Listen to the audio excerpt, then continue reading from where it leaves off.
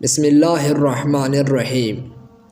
دیکھتے آنکھوں سنتے کانوں آپ سب ناظرین کو مستورحان کا محبت و برا السلام علیکم۔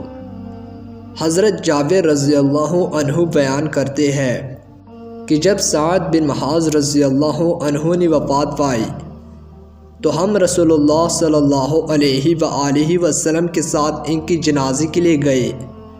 جب نبی کریم صلی اللہ علیہ وآلہ وسلم نے ان کی نماز جنازہ پڑھی اور انہیں قبر میں رکھ کر اوپر مٹی ڈال دی گئی تو نبی کریم صلی اللہ علیہ وآلہ وسلم نے تسبیح بیان کی، ہم نے بھی تسبیح بیان کی۔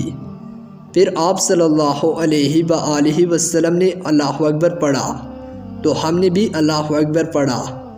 عرض کیا گیا، اے اللہ کے رسول، آپ نے تسبیح کیوں بیان کی؟ پھر آپ نے تکبیر بیان کی۔ آپ صلی اللہ علیہ وآلہ وسلم نے فرمایا، اس صالح بندے پر اس کی قبر تنگ ہو گئی تھی، حتیٰ کہ اللہ تعالیٰ نے اسے کشادہ کر لیا۔ نبی کریم صلی اللہ علیہ وآلہ وسلم نے فرمایا، اے لوگو، لذتوں کو ختم کرنے والی موت کو کثرت سے یاد کیا کرو۔ حضرت ابو ہریرہ رضی اللہ عنہ نبی کریم صلی اللہ علیہ وآلہ وسلم سے روایت کرتے ہیں کہ آپ صلی اللہ علیہ وآلہ وسلم نے فرمایا، میت قبر کی طرف جاتی ہے تو صالح آدمی کسی قسم کی گھبراہٹ کے بغیر اپنی قبر میں بیٹھ جاتا ہے۔ پھر کہا جاتا ہے، تم کس دین پر تھے؟ وہ کہے گا، اسلام پر۔ اسے پوچھا جائے گا، یہ کون آدمی تھے؟ وہ کہے گا، اللہ کی رسول محمد صلی اللہ علیہ وآلہ وسلم۔ وہ اللہ کی طرف سے معجزات لے کر ہمارے پاس تشریف لائے تو ہم نے ان کی تصدیق کی۔ اسے پوچھا جائے گا، کیا تم نے اللہ کو دیکھا؟ وہ جواب دے گا، کسی کے لیے دنیا میں اللہ کو دیکھنا صحیح و لائق نہیں۔ اس کے بعد اس کے لیے جہنم کی طرف ایک سوراخ کر دیا جاتا ہے تو وہ اس کی طرف دیکھتا ہے کہ جہنم کے بعض حصے بعض کو کھا رہے ہیں۔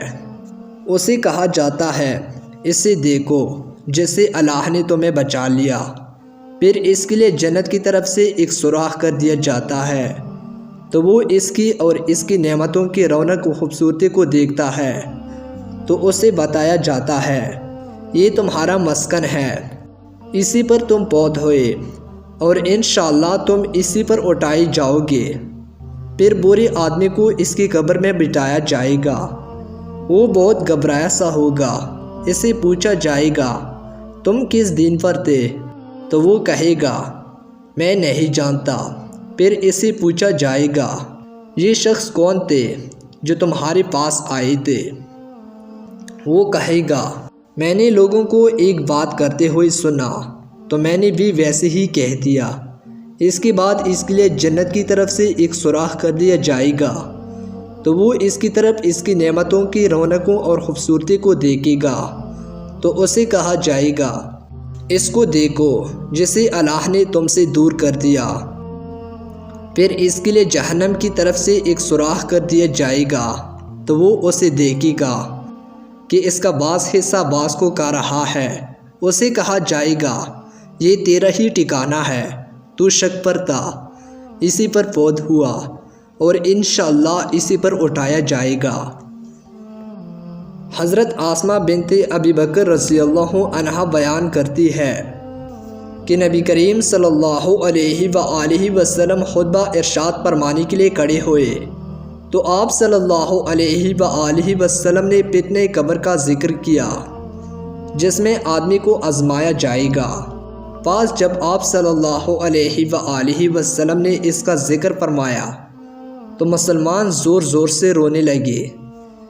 امام نسائی نے اضافہ نقل کیا ہے، یہ رونا میری اور رسول صلی اللہ علیہ وآلہ وسلم کا کلام سمجھنے کے مابین حائل ہو گیا۔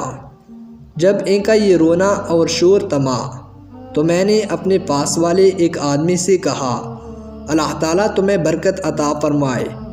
نبی کریم صلی اللہ علیہ وآلہ وسلم نے اپنے کلام کی آخر پر کیا فرمایا؟ اس نے بتایا، کہ آپ صلی اللہ علیہ وآلہ وسلم نے فرمایا، مجھے وحی کے ذریعے بتایا گیا ہے کہ تم قبر میں فتنہ دجال کی قریب قریب آزمائے جاؤ گے۔ حضرت ابن عمر رضی اللہ عنہ بیان کرتے ہیں کہ نبی کریم صلی اللہ علیہ وآلہ وسلم نے فرمایا کہ یہ سعد بن معاذ رضی اللہ عنہ وہ شخص ہے جس کی خاطر عرش لرزایا گیا، اس کے لیے آسمان کے دروازے کھول دیے گئے اور اس کی نماز جنازہ میں 70,000 فرشتوں نے شرکت کی، لیکن اسے بھی قبر میں دبایا گیا، پھر ان کی قبر کو کشادہ کیا گیا۔ اللہ تعالیٰ سے دعا کرتے ہیں کہ اللہ تعالیٰ ہمیں قبر کی پہلی رات کے عذاب سے نجات دے اور اللہ تعالیٰ ہم پر رحم فرمائے۔ اللہ تعالیٰ آپ سب کا حامی و ناصر۔ والسلام۔